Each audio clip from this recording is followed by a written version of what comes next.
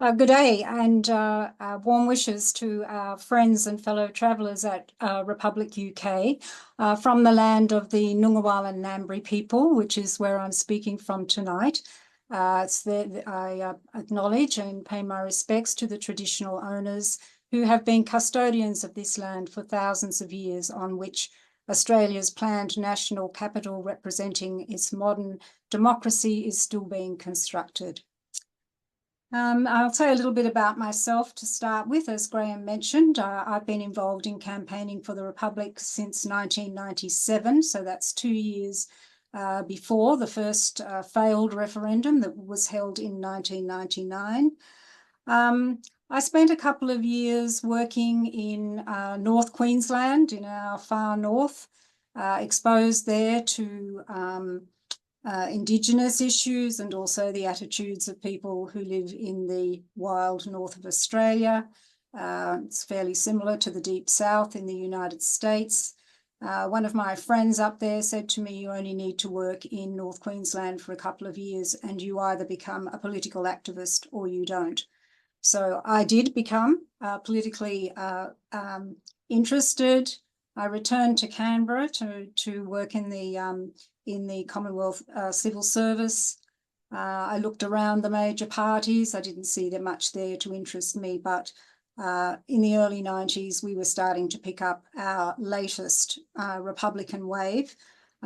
Europeans coming, and particularly the British, coming to Australia since 1788. There have been a number of waves of Republicanism, and the latest one started in the late 1980s at the time of the bicentenary, particularly spurred by the fact that Charles and Diana were here to oversee the official celebrations. The question was, why have we got the British monarchy here overseeing something that's a very important Australian occasion? Why don't we have our own head of state overseeing those celebrations? So I was involved in organising the Women's Constitutional Convention, which was organised separately from the main Constitutional Convention before the 1998 Constitutional Convention. And that was organised because there were not enough women, in our opinion, who had been selected by the government or elected to attend that event. There were plenty of women elected, but very few government female nominees. The main spokespeople in favour of the Republic in 1999 were actually former prime ministers who unfortunately knew precious little about the two bills that had been passed through the Parliament and had become law, including the most significant one, which was the public nominations process for the head of state, which was never mentioned. So after that, I mean, I was always a passionate Republican, so the flame kept burning for me. We had many Republic organisations that sprang up around the time of the 1999 referendum, but most of them disappeared afterwards. So there's only 3 or 4 and a few interested people who have continued, and we have campaigned continuously since 1999 for the Australian Republic. So why should Australia be a republic? Well, the first thing is it doesn't make sense. We are no longer a British colony. We have people here now from over 200 ethnic groups. There are 160 languages spoken in Australia. It doesn't represent the constitutional monarchy headed by the British monarch no longer reflects modern Australia. We have to ask ourselves why our head of state makes visits to Australia that we pay for. Charles has been here 16 times, I think, already. This is his 17th official business.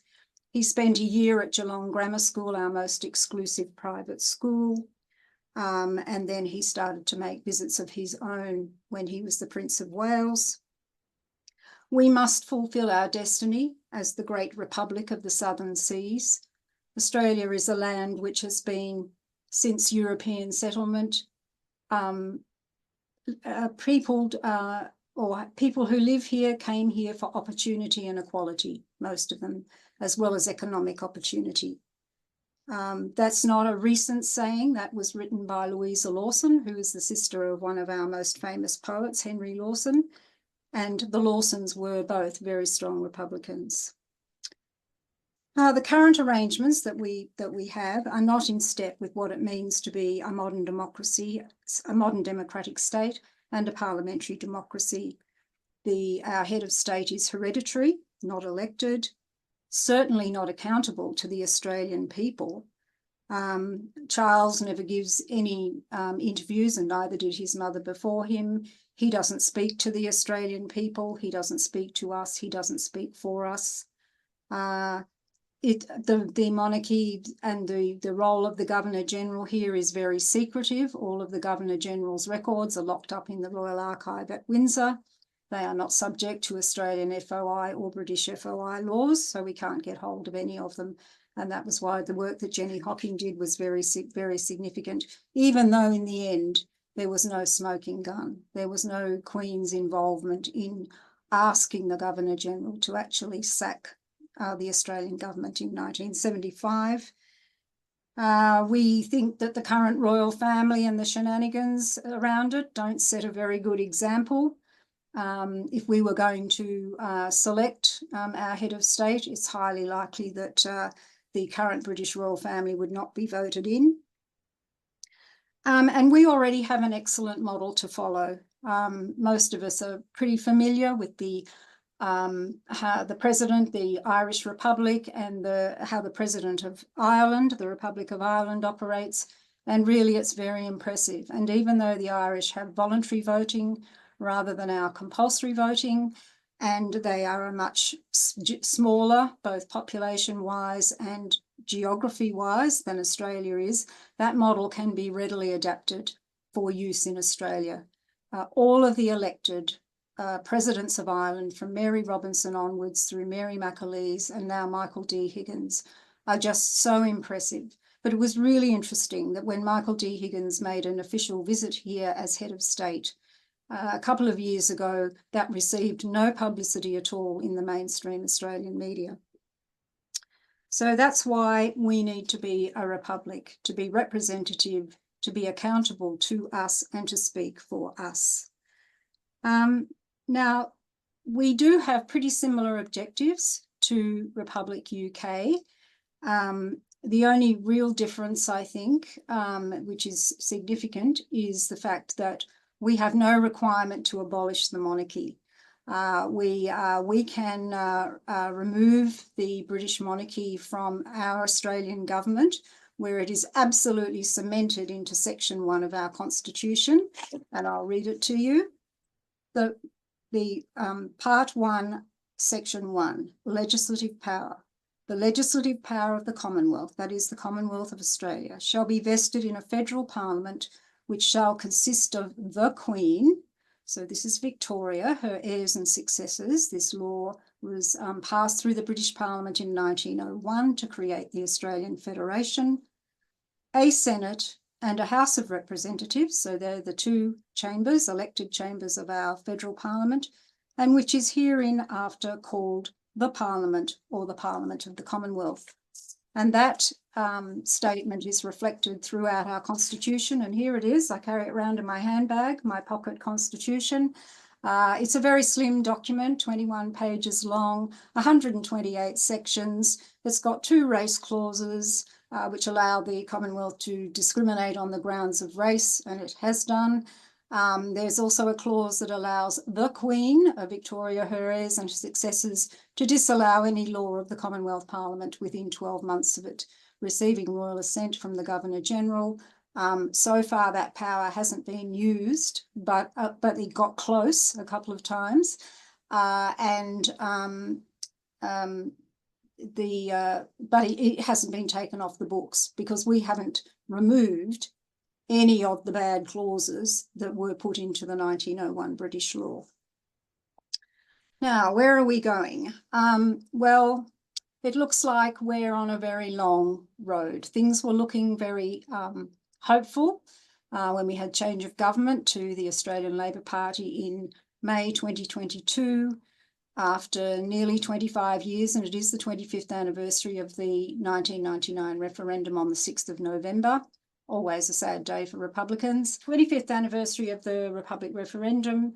The incoming Labor government, after 9 very dreary years of the Conservative federal coalition of the Liberal Party and the National Party, which is the party of rural and regional areas and mining interests, said that first thing the new Prime Minister Anthony Albanese said was that he would hold a referendum on putting formal recognition of our Indigenous peoples into the Constitution, which is what they had asked for. That really was going to be stage 1 of the road to the contemporary road to the Republic, because we really need to be a reconciled republic. We need to have our Indigenous people fully involved the next time in creating a republic. That failed, as I'm sure you will know. It was comprehensively defeated, 39% yes to 61% no. We're right on the first anniversary of that. It was on the 14th of October last year. And after that, the current government has lost any interest in holding a referendum on any subject, let alone one that would be deemed to be equally divisive, which would be on the topic of the Republic. So the promised Republic referendum for the second term, if Labor get back at next year's federal election, has just gone out the window. So this is my personal view. I think we're facing a very long 5 to 10 year campaign before we can possibly have an Australian government, a federal Australian government, contemplate a referendum on the Republic. There's a lot of work to be done before then, while we sort out the relationships between our states and the British monarchy. Our states are also constitutional monarchies. So Charles is not just the King of Australia. He is also the King of Queensland, the King of New South Wales, the King of Victoria, King of South Australia, King of Tasmania. So all of our states have direct constitutional links because they had constitutions before the federal constitution. I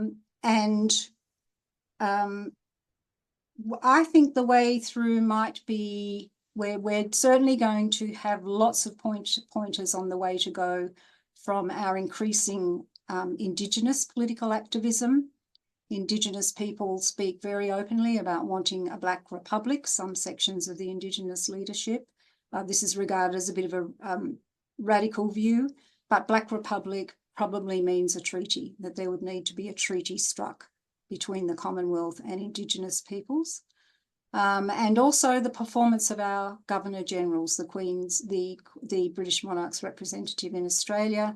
The previous one blotted his copybook, but one favour that Anthony Albanese, our current Prime Minister, has done for the Australian Republican movement is to make a very interesting appointment as the new Governor-General, and Sam Mostyn took up her role on the 1st of July. She's already talking about being a very less formal. She's not from the military. She's not from a high-powered legal background. She's not from the High Court. She's a businesswoman and a philanthropist. And I think she will be a very different sort of Governor-General. So we're hoping that she will set a bit of a standard for how an Australian head of state, who could be called Governor-General, there's no requirement for our head of state to be called President, would act and involve the people and speak to the people. So I think that's all I need to say at the moment, other than that the next Governor-General appointment is due to be made in 2028, 2029. So we've got 5 years to work on that.